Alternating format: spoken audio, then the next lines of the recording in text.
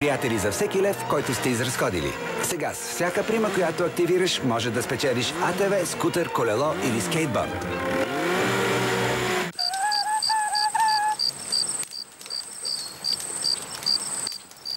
Та нас дойде ли? Па я нема го още. И шо ќе правиме са без даденица? Шо ќе правиме, ама 3 дни по-късно избухнало стане? Ама за свободата ли, за наденицата ли, па никой не знае. Македонска наденица от Леки. Ке умрем за нея. Всеки човек понякога изпитва силни болки и не може да намери помощ никъде. Затова създадохме лекарство по-силно от болката. Ибупрон прецизно установява източника на болката и концентрира точно там силата на своето действие. Ибупрон бързо облегчава главоболието, забобола, менструалните болки и болките в гърба. Лекарствен продукт без лекарско предписание за възрастни деца на 12 години. Съдържа ибупрофен. Преди употреба прочетете листовката. I love you. Yes, I need you. I touch you. Да си свързан с интернет не означава да си вързан за него. Сега имаш високоскоростен мобилен интернет от Global. Избери подходящия за теб Go Web пакет и сърфирай свободно. Global. Най-доброто предстои. I love you.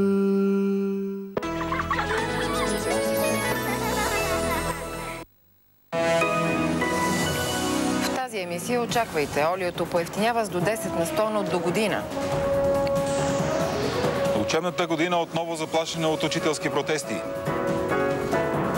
Варненски търговци на протест забраняват им да зареждат магазините си през деня. В рекордните жеги люлякът цъфна повторно. В прогнозата за времето очаквайте подробности за температурните рекорди, измерени днес.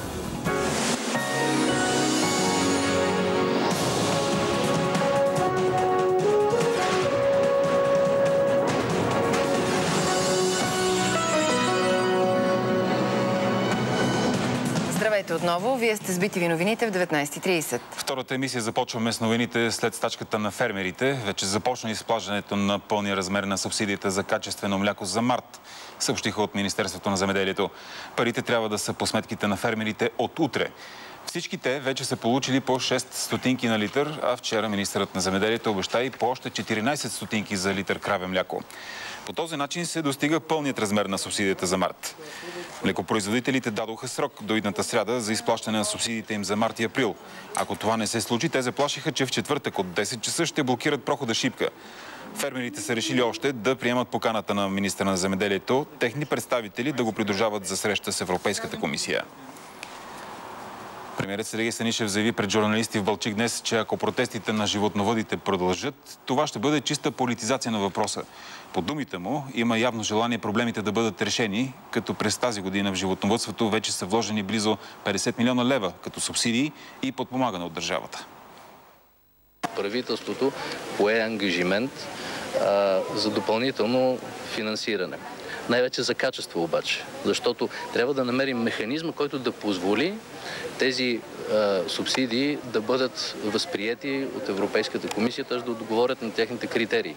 Това, че правителството, разбирайки проблемите на животновъдите, на млекарите, прави такива конкретни стъпки, поема и рискове, ако щете, защото има и риски от финансови санкции, ако не бъдат одобрени мотивировката на това, да продължават протести, това си е чиста политизация на въпроса. Тази година реколтата от слънчоглед ще бъде с 60% повече от миналогодишната, съобщиха от Националната асоциация на зърнопроизводителите у нас. Според тях голямото предлагане и доброто качество на зърното би трябвало да се отрази и на цената на олиото, но едва до година. За разлика от миналата година, когато лошите метеорологични условия съсипаха зърнените култури и производителите на слънчоглед успяха да приберат едва по 100 кг от декар, тази година времето бе на страната на земеделците. Там, където имаше майски дъждове през юни, реколтата очакваме да бъде средния добив над 160 кг от декар. По-добра спрямо миналата година значително. Това според зърнопроизводителите трябва да доведе и до намаляване цената на олиото. В момента се наблюдава едно намаление на цената на слънчогледа в България от 720 лева на нива около 680 лева за тон. Това е в предвид на предстоящата жътвена кампания. Това предполага, че търговците ще започнат да купуват на доста по-ниски нива слънчогледа. Предвид предстоящата добра реколта, очакваме, че олиото ще падне под 3 лева. Сега средната цена за литър олио в страната е 3 лева и 20 стотинки. Ценовия скок при този продукт е най-голям – 70% за изминалата година. Той е просто фрапиращо високи. Фрапиращо. Рядко не е качествено и поне за мене е много. Аз съм пенсионер човек, е много скъпо. Ние сме земеделска страна и би трябвало нашите цени да са сравнително по-евтини. Олио, хляб, всичко. Дали ще купуваме по-евтино олио, обаче не зависи само от добрата реколта, а и от коректността на преработвателите и търговците. За BTV новините от Русе, Катя Вичева. Фалити на училище и септемврийски протести застрашават началото на новата учебна година, ако не бъдат увеличени сумите за издръжка на един ученик. За това предупредиха от синдиката на българските учители месец преди 15 септември. Въпреки традиционната за този момент на годината отпуска на училищата, намерихме директорът на Осмо СОУ в София на работното им място. Само 30 дни преди първи учебен ден, Ганка Лазарова още не знае с какъв бюджет ще започне новата учебна година. Разбира се, че е проблем да се прецени точно какъв ще бъде бюджета за новата учебна година. Всяка една учебна година ние имаме някакви промени, които налагат и промени в издръжката, наобщо в бюджета. И не бих казала, че това е нещо съвсем ново и плашещо, който и да е директор. Още в началото, когато се обяви съответния единен разходен стандарт за ученика, беше ясно, че тези средства не биха могли да стигнат да се обезпечат всички дейности в едно училище. Директорът има право в рамките на бюджета си да прехвърля средства от едни дейности към други. За парите, които не достигат, училището разчита на общината. Общо 350 учебни заведения ще бъдат затворени до 15 септември. 5000 учители ще останат на борсата, а 15% от учениците няма да продължат средното си образование заради пренасочване в други учебни заведения. С такава статистика ще започне учебната година според синдикатите. Поставят и проблема с липсата на учители по много предмети. Един от тях е информатиката. Само след няколко дни Ивайло Милушев също вече няма да е учител по информационни технологии. Заплащането според мен е твърде ниско, чисто 350. Избрал е частният бизнес. Ще му плащат почти 3 пъти повече. Синдикатът на българските учители настоява средствата за увеличение на стандарта за издръжка на един ученик да се вдигнат с 10,6%. С задна дата от 1 юли. Иначе една голяма част от учебните заведения ще бъдат поставени пред една много лоша ситуация да фалират. Дори и това искано увеличение обаче пак е по-малко от инфлацията, натрупана от миналия юли. Варненски търговци протестират срещу решението на Общинския съвет магазините в централната градска част да се зареждат единствено нощем. Ограничителната мярка трябва да влезе в сила следващия понеделник, но бизнесът ще атакува в съда. Микробуси и хладилни автомобили ще могат да доставят стоката в централните магазинчета само от 8 вечерта до 7 сутринта. Това предложение на кмета на Варна Кирил Йорданов изкара на протест стопаните на тези обекти. Те смятат, че ограничителната мярка е необмислена и че въвеждането и в този момент ги обрича и на фалити. Масово от колегите ми от доставчиците казват, аз няма да зареждам. И какво правим? В организацията да сменим в момента, да минем на 2 смени, не може да се случи за 1 час или за 1 седмица. Идеята с нощния режим има за цел да намали задръстванията по централните улици, но търговците отказват да приемат, че точно техния бизнес е виновен за трафика. Според мен пречи на движението. Лично не искам да кажа кмета, но цялата администрация кметска, защото, както колеги преди малко казаха, има затворени участъци от движение тук във Варна, основни булеварди, които са затворени вече повече от 9 месеца. Отделно с тези строежи, които просто абсолютно безогледно им издават разрешения, затварят са улици. Кметът на Варна Кирил Йорданов не отстъпва от идеята си и я определя като жизнено важна за големия град. Ние сме направили много подробни изследвания, които показаха, че точно в върховите часове на напрежение в градския транспорт, всеки един от тези магазини, които са десетки на брой действително в идеалния център, извършват 10-12 зареждания. Кирил Йорданов е категоричен, че забраната ще влезе в сила, както е планирана от идната седмица. И ако съдът евентуално я отмени, ще се търсят други варианти за облегчаване на трафика в центъра на Варна. Температурни рекорди бяха измерени днес в няколко градове. Рекордно горещо е било в Свищов и Велико Търново над 37 градуса. Точно 37 е рекордът за деня в Ловеч. В Елхово и Добрич също има отчетени рекордни стойности за последните години. В София е било 33,5 градуса, което не е рекорд за днешния ден. По информация на нашите кореспонденти, рекорд е бил отчетен в Шумен, където термометрите показали 36 градуса, което е прецедент за града за последните над 50 години. Рекорд е отчетен и на нос Калиакра, 31 градуса и 2 десети. До кога ще продължават горещините и ще вали ли скоро? На тези въпроси ще отговори Станислава Трайкова в прогнозата след малко. Горещото време на горещи бетона и желязото, сред които живеем. Затова винаги, когато се докосвате до метален предмет в жегите, имайте едно на ум. В едно от най-хубавото време за децата ваканцията, детските площадки пустеят. Аз първо проверям дали е топло парзалката. Не мога да го пусна детето, парзали се. На времето детските катерушки ги правеха от метал с идеята да издържат десетилетия на студ и пек. Ако металът не е подложен на прякото слънчево въздействие, неговата температура е равна на температурата на околната среда. Когато металът е изложен на слънце, температурата е с 10-15 градуса повече, което означава, че при 35 градуса на сянка, на слънце металът се нагрява до 50. Тоест, като се докоснем до един примерно студен метал, той много бързо отнема температурата от тялото, в резултат на което ние усещаме, че е по-студено. Или обратно, много по-бързо добавя температура към тялото, ние усещаме, че е по-горещо. И това е. Това е така, защото металът има по-висока топлопроводимост от пластмасата и при еднаква температура на един предмет от пластмаса и на един от метал, металният винаги ни се струва по-топъл от пластмасовия. Както се случва и много изгаряне се получават на старите ламаринени парзалки. Там е нещо невероятно.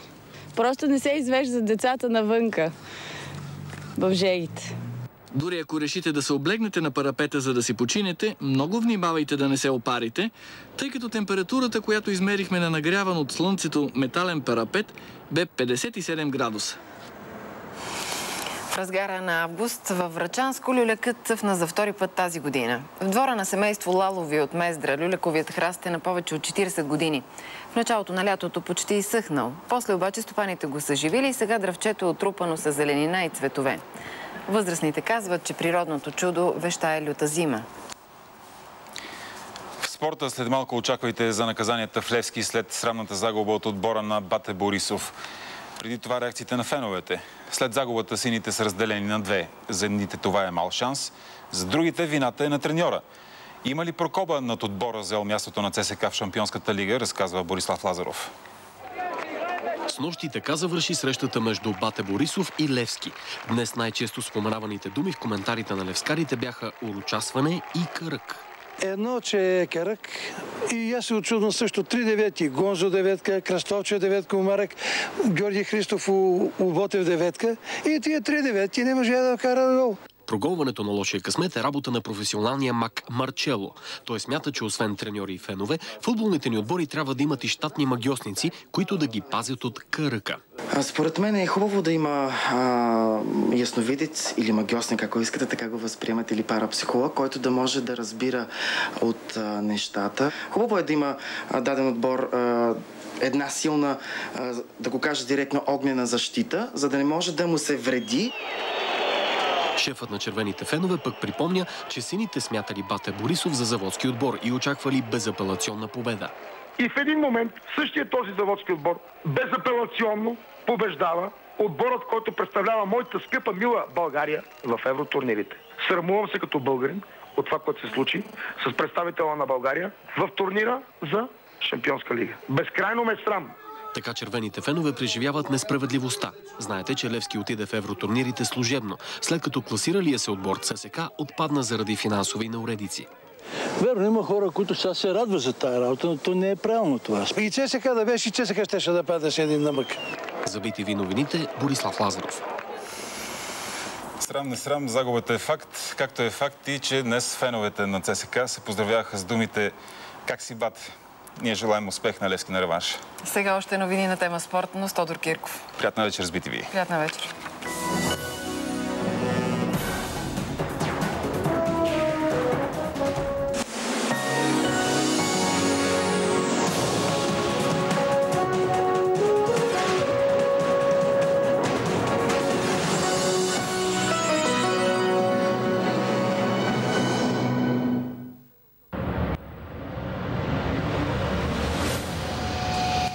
България никога досега не е виждала такъв блясък. България никога досега не е изпитвала такава страст. България никога досега не се е водила подобна битка. България никога досега не се е докосвала до подобно зрелище. Това е Dancing Stars. Шоуто, в което българските звезди се развихрят на дансинга. Dancing Stars. Звезди се учат да танцуват.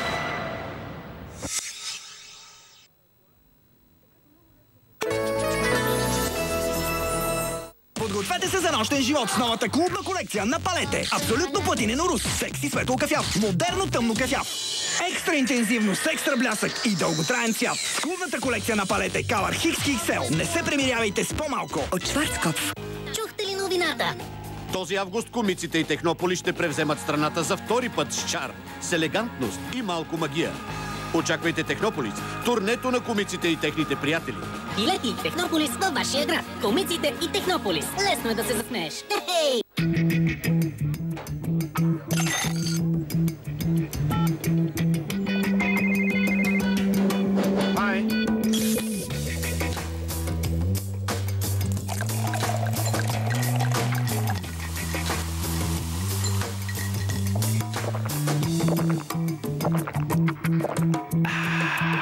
I hate you.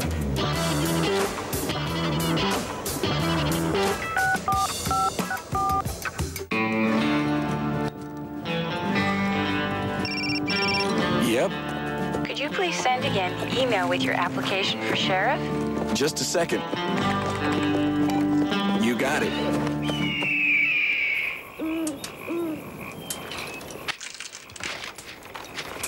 Please, won't check email? Okay.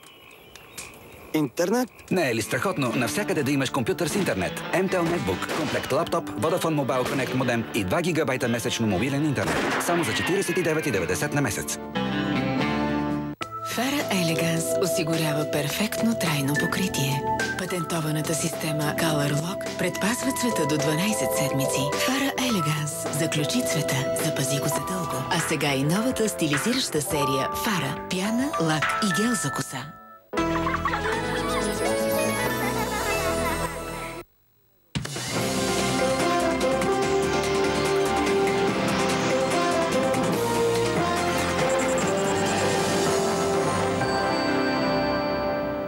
Добър вечер, вие сте със спортните новини на BTV. Националният отбор по волейбол загуби от Съединените щати с 1-3 гейма в третия си мач от Олимпиадата в Пекин.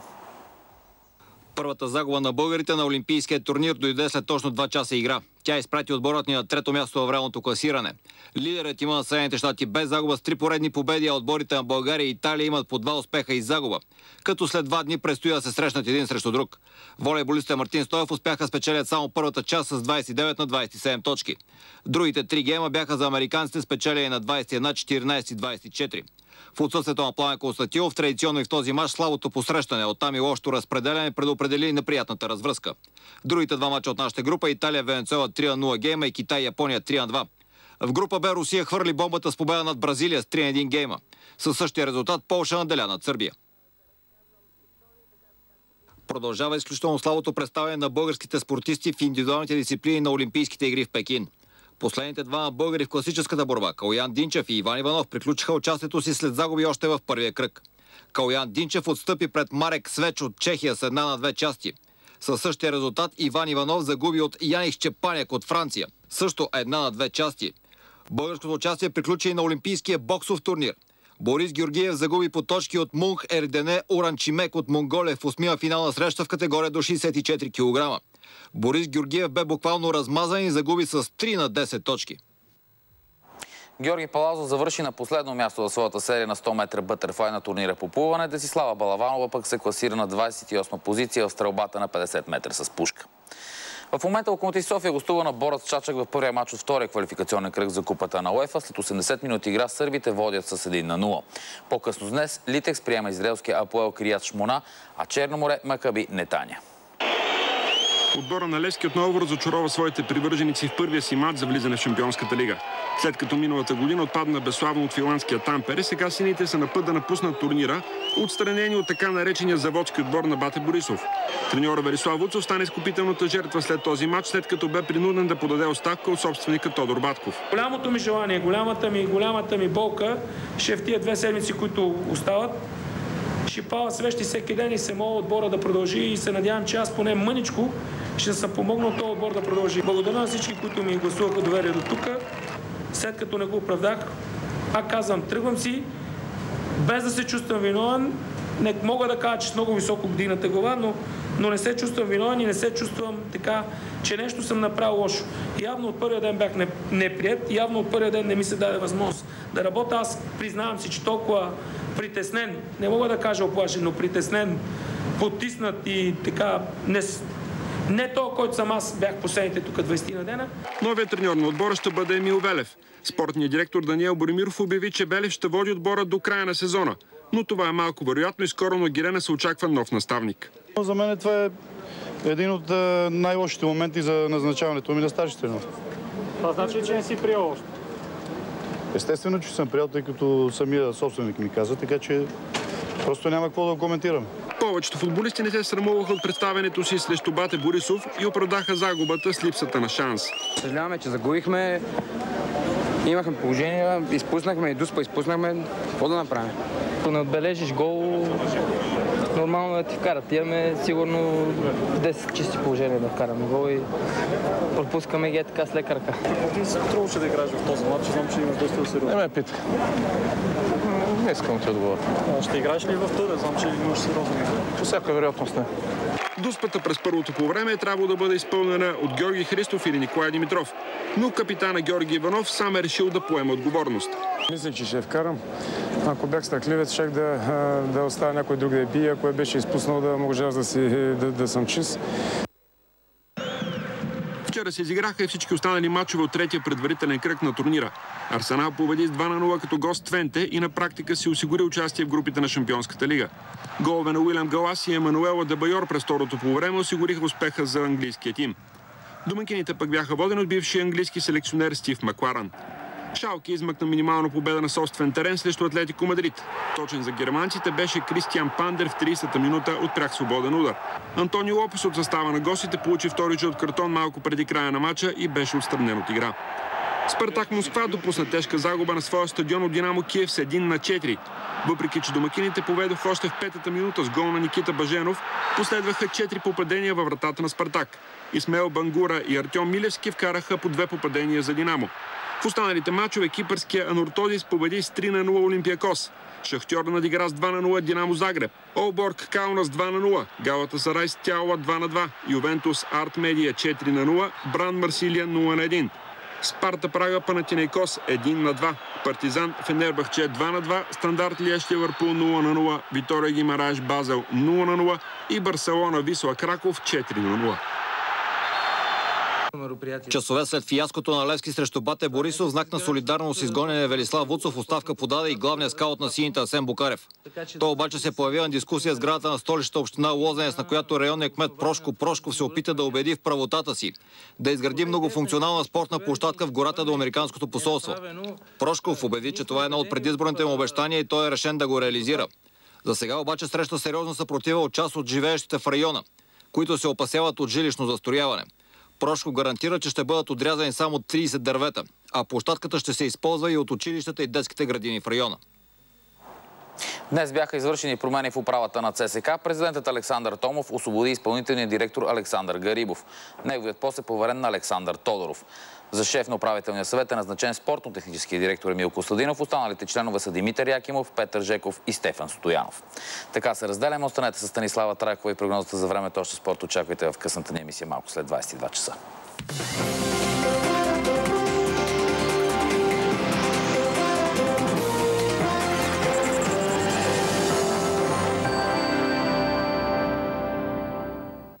След новините, престъпниците отиват на подсъдимата скамейка. Веществени доказателства. А в 21 часа парите ще са всичко. Американска наследница. Лятото на 2008. Северно от екватора, в безбрежната пустош на Тихия океан. Координати неизвестни. Ден първи.